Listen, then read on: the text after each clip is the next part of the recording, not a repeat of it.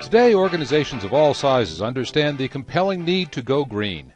In an age of spiraling energy costs and looming environmental threats, the need to develop alternative and renewable resources to sustain future growth has become central to the business agenda. Environmentally responsible practices can also lower costs, satisfy regulations, and guarantee the next generation a brighter future. Online communities can play a pivotal role in this process. That's because much of the work being done around resource preservation is in the local areas where the needs are most compelling.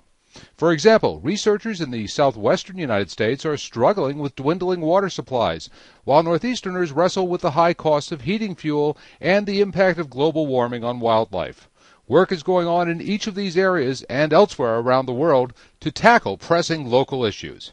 How to exchange all this rapidly emerging data is an internet-sized problem, and EarthKnowledge uses its global network to apply community-based internet solutions to solve it. The company is developing an online tool that builds on a sophisticated geographic information system overlaid with knowledge contributed by its publishing partners and members. Visitors can tap into this resource to learn about everything from wetlands conservation in the Florida Keys to the effect of rising sea levels in Scandinavia. EarthKnowledge will be a global conservation resource supported by community contributions. This is just one of the innovative ways in which new organizations are putting communities to work. Hi, I'm Paul Gillen. Welcome to Association and Subscriber Communities, part of a 10-part series of educational podcasts from Awareness. Awareness has built a suite of online community services optimized around 8 distinct social media marketing use cases and business goals. This podcast series outlines some of the best practices that innovative customers are putting to work. In this program, we'll look at the role that communities can play in enriching professional associations and subscriber networks. I'm pleased to welcome EarthKnowledge co-founders Julia Armstrong-Dagnese and Frank Dagnese to talk about the vision behind their network, the role the community plays in their model, and the capacity for online communities to change the ways in which information is gathered, published, and shared around the world. Why don't we start by briefly describing the EarthKnowledge vision? A little less than 6 years ago, Frank and I started this company with the whole idea that we believe that there's ways to build businesses and communities and take care of the environment at the same time. So we created a consulting model where we work with clients about their particular scientific and environmental issues. We also work with the stakeholders who will be affected by those decisions so that we build sustainable plans that could work for everyone. When we decided to do this, we were concerned, however, that the consulting would involve typically problems that already had occurred. So we developed the idea of building our web services, which is more about prevention of problems. We decided that we wanted to build a platform that integrated and disseminated information about the Earth so that we could get it to the general public as well as to decision makers, whether it be business decision makers or community decision makers, and also information that would be integrated and disseminated to scientists in the technical community. People really do have good intentions and want to take care of the environment, but there's so much information, so we wanted to be the source that people can come to integrate and sift through that information and make it accessible and reliable. Now, you've come up with a set of unique visual tools to display this information. Tell us about that.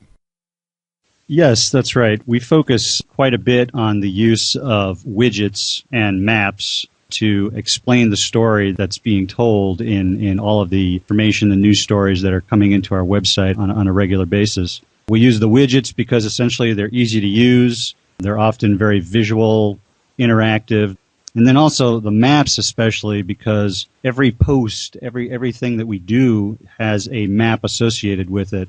We've also built these map tools, a smaller map tool that can be accessed through our knowledge portal, but also a full screen map tool that allows you to look at the information, look at the location of every article that's posted to the website in the context of both global and national scale map data. So you could be reading an article and also looking at that article in the context of a map about biodiversity of the Earth or watersheds or climate change or geology of a particular region. Now, the way that you assemble and disseminate this information is also quite different from the way it's been done traditionally. How are you different from traditional publishers? One of our key goals has been to be a bridge between the scientific and technology providers and getting that information out to people who can use it. We're just humbled by the incredible power of the Internet and Google Earth and Google Maps. And so through that, we're able to not just help someone to be able to see one article or one magazine or one newspaper, but EarthKnowledge actually integrates information with over 50 sources so that you can be logging on and see the latest discoveries. We've got science providers such as NOAA and USGS. We have over 40 content providers, Reuters, Discover Magazine, The Economist, Scientific American. We also have what we call the EarthKnowledge network of knowledge providers, and that is a large group of scientists that also are collaborating and integrating their information on our website.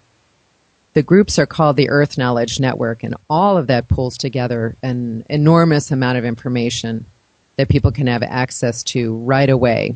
That's the second thing that's unique, is that through the internet speed, we can instantly get that information. When an earthquake occurs, instantly we can get that on our website and into the community's hands to see how people would be impacted.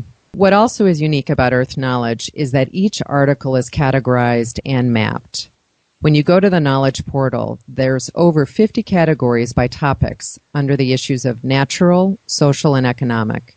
You can also find out information under the regions all over the world. In addition to this, in the Knowledge portal, there's the map tool as well as the full screen map tool. They're both very cool to look at. And in addition to that, you can find out the latest news and discoveries just by finding the city or region in the world that you care about. Now, Google Maps really is essential to this project. Talk about how it's so valuable to you as the core of the service. Yeah, actually, that is true. And really, when you think about it, everything about the Earth and the environment is place-based. And so what we mean by that is that things about the Earth and the environment are always happening somewhere. And so the map is a central part of understanding the story that's going on about these resources and the people that are impacted by it. So Google Maps and Google Earth are the tools we've chosen to visualize where these natural resource issues are taking place. Google Earth and Google Maps are some of the most powerful mapping tools out there that are available to use, but they're also important because they're easy to use. Because we are a Google Enterprise partner, this gives us access to the very high-end, customizable tools that we can then build into our website. How do community members contribute and subscribe to your resource?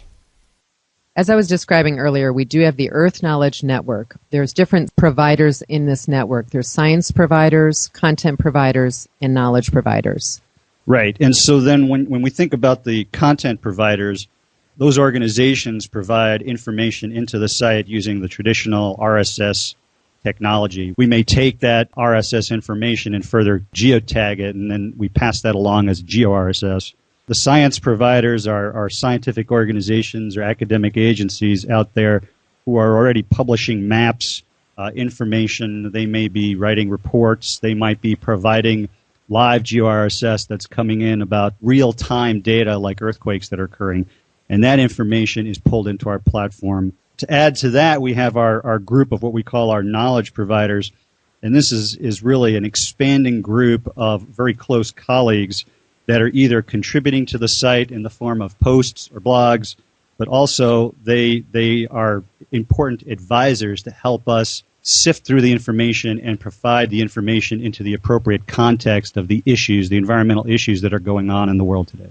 And lastly, what we also have is the ability now to customize websites. Everything that you see on the EarthKnowledge website can actually be customized for a business or organization.